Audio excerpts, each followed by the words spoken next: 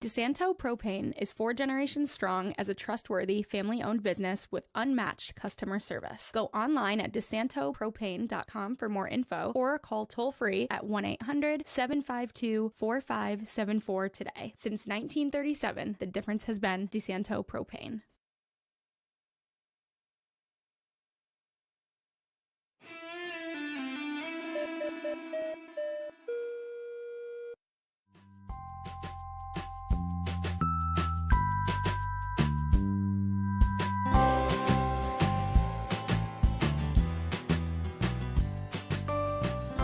FLX Weekly here on Wednesday, March 5th, 2025. I'm Jim Sinacropi inside the FingerLakes1.com studios here in Seneca Falls. And today we're going to welcome Shane Truman. He's an oncology social worker at the Upstate Cancer Center at Auburn Community Hospital. They have a support group weekly for folks affected by cancer. We'll talk about that. We'll talk about what's going on at the Oncology Center and or the Upstate Cancer Center. And looking forward to talking to Shane, who we've known for a long time here at FingerLakes1.com. So great to have him back. But first, this episode's brought to you by Perfect Pair Eatery. Quality carry-out cuisine in Seneca Falls. Everything made fresh with in-house smoked meats, comfort classics, desserts, and sweet treats. Sure to please the entire family for lunch or dinner. Also offering business lunch drop-off on Monday or Tuesday. Reach out at perfectpaireatery.com. or call 315-712-4004 and look for the yellow door at 64 West Baird Street. And also, Auburn Auto Group. When it comes to selection and service after the sale, Auburn Auto Group has been the premier destination for new and used car buyers for close to 40 years. Among the brands offered on Route 5 in Auburn include Chevrolet, GMC, Chrysler, Dodge, Jeep, Ram, Honda, Toyota, and Subaru. Thanks to their wide range of makes and models, you're sure to find your new or used car at Auburn Auto Group. So, hey, weather's warm today. That's something different. Maybe finally, I think it's like yesterday today, first couple days where it hasn't been sub-freezing for almost 2 months. So spring is almost here, which is great. And we definitely have earned it. But I'd like to welcome in Shane now to the program. Shane Truman. How you doing, Shane? Hey, Jim. I'm good, man. It's good to see you again. Thanks for having me in. As I told you earlier, man, studio looks absolutely fantastic. So I appreciate it. And I'm glad you could come in and see it. It's been a while. So you're currently a social oncology worker at the Upstate Cancer Center, which is at Auburn Community Hospital. What is the Upstate Cancer Center? And it's something new, right? yeah, so we've been around. It's been a little while. They were in the hospital first, built the new building right outside of the hospital. So I want to say around June is when we had the ribbon cutting opening. And we are a full service oncology cancer center. So we do radiation oncology, medical oncology, work with the Auburn Hospital to do a lot of our diagnostic stuff. So biopsies, PET scans, CT scans, those type of things. So we are actually an Auburn Community Hospital campus.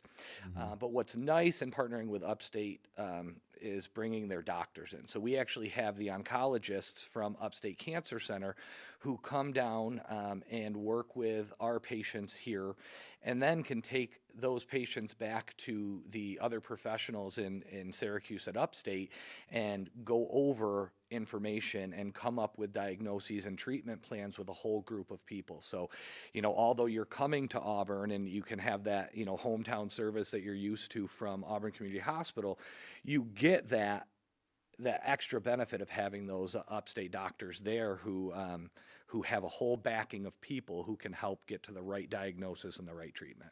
So a lot of these services, people would have to travel to Syracuse or maybe Rochester or elsewhere. And now those services are coming to Auburn, which I imagine for families or individuals dealing with cancer diagnosis, that's got to just be one less thing on their plate, a little less traveling, but still getting the world-class care right in Auburn. Yeah. Oh, absolutely. And that's the biggest part of why the leadership team at Auburn Hospital started this program was to bring cancer care closer to home. You hit the nail on the head exactly, Jim. Most people that are in that Auburn area, the outskirts of Auburn as well. You're talking Weedsport, Port Byron, Seneca Falls, Waterloo, Jordan Elbridge. There's a lot of those communities. You go down to Southern Cayuga, Groton, Lansing. There are a lot of areas that are kind of stuck in the middle, right? I call where we are, back in the Doubledays days when you and I first started working together, we kind of called it the triangle here where we are. You've got Rochester, you've got Syracuse, and then you've got Ithaca. So you have these big areas, and no matter which way you go, you have to travel about 45 minutes to an hour each way you go. For folks that are getting treatment, if you're in radiation oncology, typically those people are coming every day, 5 days a week, and usually 2, 3, 4 weeks. So if you think about driving an hour to where you're going, driving an hour back from where you're going, and you're at an appointment for an hour, you're talking 3 days out of your day, or 3 hours out of your day, where now being able to come to Auburn, drive maybe 10, 15 minutes, you're cutting a lot of time out of your schedule that's allowing you to focus on the other things that are really important. And with medical oncology, you could be in a chair getting an infusion, whether it be chemotherapy, immunotherapy. You could be in a chair for 3.5, 4 hours. So, talk about adding those 2+ hours on of travel time after treatment and sitting in a chair for 3.5 hours. It really has been hugely beneficial to the folks in Auburn and the surrounding communities. Yeah, and again, as I mentioned, it's a member of your family or personally you get a diagnosis. It's overwhelming, and so much changes. So to take a little bit of that pressure and stress and time commitment away, so you can just focus on, continuing on with your life and while still receiving that world-class care. It's a great thing for people that live around here for sure. Oncology Social Worker, what does that entail? Well, I'm still learning. So, for a couple of years before getting into the cancer center, I worked on the hospital side. So I was on the floors doing discharge planning, helping people get what they needed to either go home or to a rehab or, that type of thing. So transitioning to oncology was a little bit different, right? So instead of the focus on how quickly you can get someone out and get everything they need to get home safely, now the focus shifted to still what they need at home, what they need for their help, but it's a different time frame to be able to do it. So what I do could be getting you some home care to come in and getting you nursing, getting you physical therapy at home to strengthen as you're weakened from some of the treatment.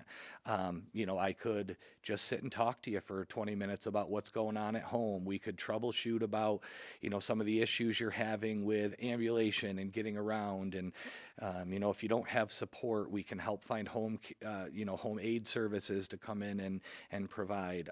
But also part of what I do in collaboration with our director at the Cancer Center, Chris Sherman, is we help people who are financially struggling as well. So a lot of people have very large deductibles or co-pays, and what we see is, especially folks that are more fixed income, trying to deal with a new diagnosis like this.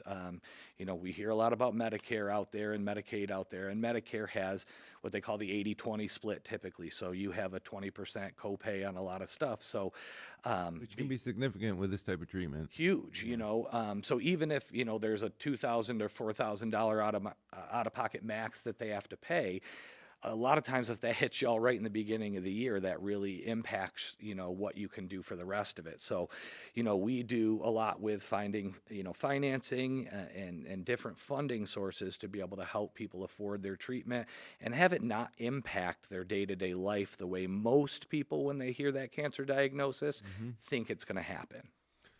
Is there a large percentage of folks that you meet that have these serious financial situations that just get exasperated when they get a diagnosis? I think it really depends on, where the person's at before they come in. A lot of it is very insurance driven too. We have a whole team that works behind the scenes, getting, prior authorizations for folks to make sure that their care is covered ahead of time. And that's when, if we see there's going to be a large, out-of-pocket cost to that patient, there are a lot of programs out there. So we try to mitigate that impact, even if they can afford it and, have a little bit of extra income from what some may, we still want to help them live as comfortably and as normal a life as they can, because as you mentioned, it's a shock. You don't know what to expect. You're kind of overwhelmed. So anything to help, take some of that burden off and some of that stress off, we do. And I would say, with the population, around our communities, there are folks that do struggle financially, and just because they may not be in the same place financially, it doesn't mean that they still don't need treatment. So those are the folks we want to help make sure they can afford a lot of the other things that come along with treatment. Okay, that's great. I mean, was this kind of born out of the experience of seeing a need for it? I mean, it's nice to see the hospital, I guess, recognize these kind of a need for something like that. The support side of the treatment. You can handle the technical and the medical, but the emotional and financial support that folks need. It's great to see that that's a hole that's, I guess, being filled. Absolutely. And one of the things that I've found, the more I've talked to other social workers out there and other places that, that work with folks in oncology, is a lot of times you have a social worker 2-3 days a week, right? So they're in and out, they're not there every day. So if there's an immediate need, oftentimes you're trying to jump through hoops to get it done. So what's nice about them putting this position into place the way it is, with me being a full-time employee at the cancer center and being there every day, I check in with everybody that gets infusions every day. I am able to talk to families, deal with some of those concerns, take things off the plate of the doctors, in some ways, where families don't have to ask some of those questions of the actual doctors who are handling the medical care. So I think it's partially necessity, but partially they wanted to look at what this position would do to impact the people that are coming in. And so far it's been, absolutely phenomenal. I sit and talk with people. I talk with their families, get calls to help set up transportation or help set up appointments. And, they kind of lean on me in a different way now than I think what we were expecting when we came into it. And it's been really rewarding, not only for me, but for the patients as well. So it's definitely pretty cool to think of, it's kind of disheartening to think of someone out there that gets this horrible news and they kind of feel like they're on their own. So to have that level of support is awesome. And, kind of, leading from that, on Tuesday nights at the Cancer Center support group, or Tuesday afternoons, I should say, 3:30 to 4:30 every Tuesday. Yep. You host a support group. So just explain a little bit about that. Yeah, so that was something that's really been missing in all of Cayuga County, really, and I think Seneca County as well. And looking at things, when my director came to me and said, Shane, we really want a support group, and we haven't been able to get anything done with it yet. So please take the reins and get it done. So, I called Upstate. I called and looked around at like Cancer Connects and all of the different resources. Everything was Syracuse, Rochester, or virtual. And again, you're going to something like this to feel part of a community and to feel like you have support, and to drive an hour to Syracuse and park and and be in an unfamiliar environment kind of contradicts what you're trying to accomplish. Absolutely, yeah. So that's pretty cool that this is available locally for sure. Yeah, and actually we've worked with the YMCA in Auburn as well. So they were able to start a breast cancer specific support group.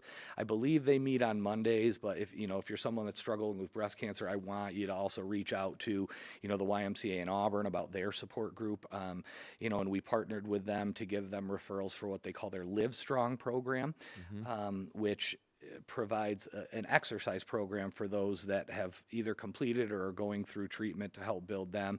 But that was, in talking with them, nobody else had done it, and they were the first ones that, her and I, Laura was the one I worked with, and she said, we're going to do a breast cancer support group, so it would fit in really nicely for you to do one of these. So there was a hole in the community, and in talking to people as they came through the doors and got treatment and talking to their families, it was one thing that continued to come up is, where do we find the support outside of when we come here and talk to you and the nurses and the doctors? So,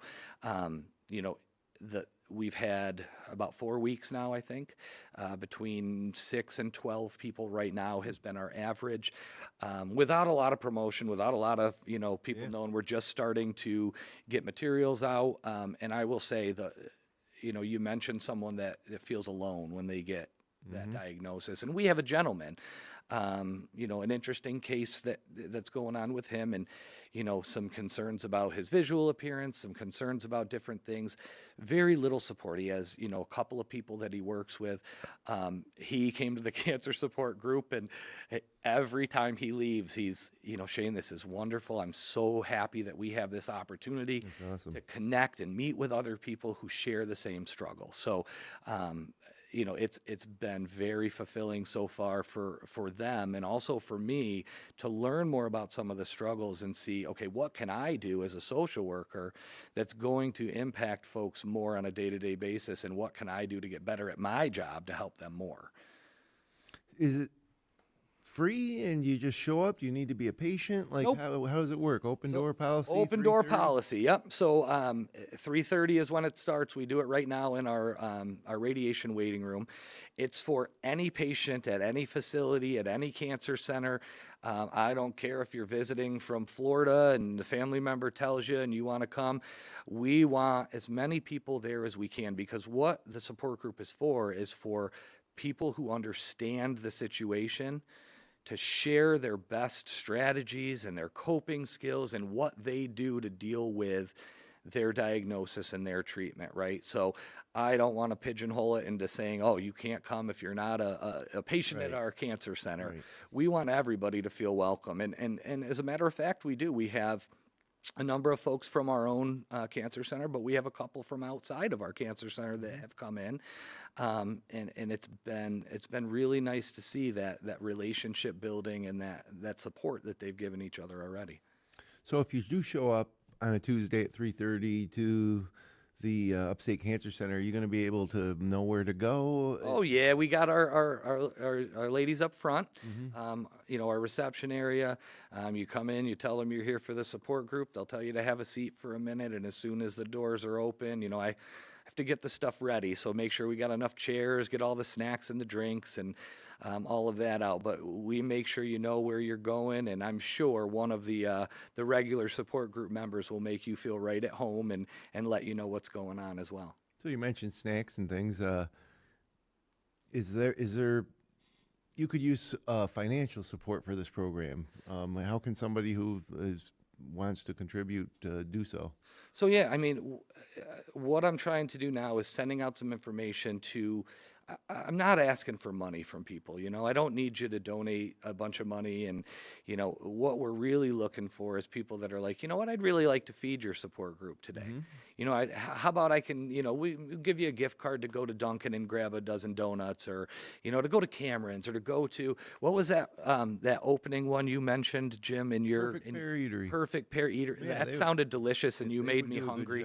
But, folks like that are like, you know what, I have had a family member or a friend impacted by cancer, and it's impacted, me. So, what I'd like to do is say, hey, how can I support you? Right now I've been going out and, making sure we've got a little something, fruits, we had some strawberries and grapes, we had some cookies and donuts. So, just trying to make people feel like, they don't have to worry about anything when they come, and anybody that's willing and able and would like to be a part of donating, I'll make sure you can get a hold of me or the powers that be and get you a little write-off from the Auburn Community Hospital Foundation as a part of it as well. It's funny you mentioned, people that have been affected by cancer somewhere, by association or somewhere in their family. Like, who hasn't, You're absolutely Like correct. literally, unless you're, unless you're a young child, maybe. But once you've been around for 20 years or so, I mean, it's impossible not to have been affected, whether it's a friend or family member, or personally. It's just it's kind of pervasive. It's impossible to avoid. So it's great to see that there's another option for people that need a little support. And what about like somebody whose maybe father's been diagnosed and they're having trouble, as a caregiver, and the person who actually has the cancer says, "I'm not going to that. I don't want to go." Can the caregiver go just to meet some other people that are maybe in similar situations? Oh yeah, without question. And we actually have a couple of family members that come. One of the young ladies that comes, her mom started coming, and that's one of the things that her mom actually mentioned is, and another lady, they were talking and said, I feel like it hit me harder than it hit my daughter. Yeah. That it was harder for me as the mom to deal with the diagnosis than actually her daughter. So Yeah, I can imagine it's a tough one as a parent. Where you really are throwing yourself on the medical community to solve this issue, that's this life-threatening issue, life-changing issue. As a parent, you always want to feel like you're going to be able to protect your kids. And with a cancer diagnosis, physically, there's not much you can do to solve the problem. You rely on other people. correct. And that's one of the things people mention is you feel helpless, right? Because if it's like you said, if you've got a kid and they fall and they scrape their knee, you can wash it out, put triple antibiotic ointment, throw a Band-Aid on, and okay, I know I did something, and you can see the visible results of what you're doing, right? Where with cancer, it's very different. You as a caregiver, you're not able to fix anything. You're not able to change anything. And I think what the challenge is for people is you have to figure out then how to change that relationship with the person because, a parent-child relationship is very different than a caregiver-caregivee relationship. So whether it's your parent that's diagnosed or whether it's a parent with a child diagnosed, it does change that relationship a little bit as well. Even a husband and wife, we have a combo, a husband and wife who both have been diagnosed and had treatment before, and so they've kind of traded back and forth with one of them's doing well, the other one's taking care of them, and that has been really helpful for some of the people to hear as well. So, it's a whole different thing going on with cancer, and it is hard to adapt to, and if you don't have that support of those people to talk to, it does make it a challenge. Yeah, I think my father is diagnosed with leukemia, and one thing that has been a tremendous, source of support and I guess understanding of his situation was talking to a few of his friends, or extended friend network, I guess, who have been through it already, or are currently going through it. You go from kind of being just like, oh my God, I got this horrible news, to understanding it and being able to, I guess, conceptualize how it's going to be okay, how it's going to be tough, but hearing other people's stories. And so the support, coming to a support group, that's probably a great benefit, is you realize you're not alone and you start to visualize, how your situation's going to kind of go forward.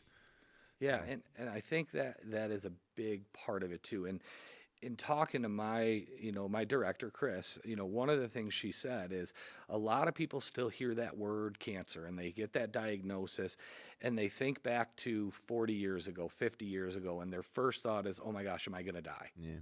And she said, we have to remind people how far things have come with cancer research and treatment. And the odds now are more likely that they can either, there's multiple ways to do things, but they can, there's curative treatments where they could actually cure the cancer. Not to say it wouldn't come back at some point, but there's, curative methods. There's also what they call palliative treatment, which can extend your life, help provide pain relief. So the way we think about cancer is still somewhat antiquated, according to her, where we have a lot more tools in our toolbox now than we ever had. And we're seeing a huge difference in survivorship. So a lot more people are getting the treatment and being successful on the treatment. So, as you mentioned, talking to someone who went through treatment 2 years ago, 3 years ago, and they're still there to talk to you about it today, does give that sense of relief and that support to someone who may be questioning, am I going to make it, Well, that's fantastic. And like mentioned, support group meets every Tuesday, 3:30 to 4:30 at the Upstate Cancer Center at Auburn Community Hospital. Free, open for anybody. You just show up. As we're getting some images of the cancer center here. New facility opened in June, and it's a service that's out there. So if you're watching this, and you're a family member of someone, or you have been diagnosed with form of cancer yourself, this is something that you probably should check out. A beautiful facility too. Yeah, and what you're looking at there is actually our infusion bays. There's a curtain that goes off the front of each one of them. Each has their own chair that reclines, and you can take a nice nap in. We've got TV and cable in every room. They're nice, quiet facilities. Usually we have 4 nurses there every day. So you've got, every 2 patients to 3 patients, you've got a nurse right there. We've got the medical assistants that also run around and make sure people have what they want to eat. You can order lunch right from our cafeteria. They bring it right to you in your chair. So, it really is a beautiful building. Less like a hospital, more, Correct. which is kind of nice. I mean, if you're getting treatment for many sorts of conditions, you go to the hospitals, and some of them are older, and just have that kind of, I don't know the word I'm thinking of, but this looks more You're talking like a living room. correct. You're talking the difference between going into what feels like a clinic and now what feels like home a little bit. It is a much more homey environment. It's meant to feel that way because, like you said, when you're going through this, there's enough challenges already. We want to make sure you're comfortable while you're going through that treatment. So if someone wants to reach out kind of before they just show up, is there any place they can go or anywhere they can call? Oh, yeah. So a couple things. You can call our cancer center directly. So it's 315-253-1818. Nice and easy to remember.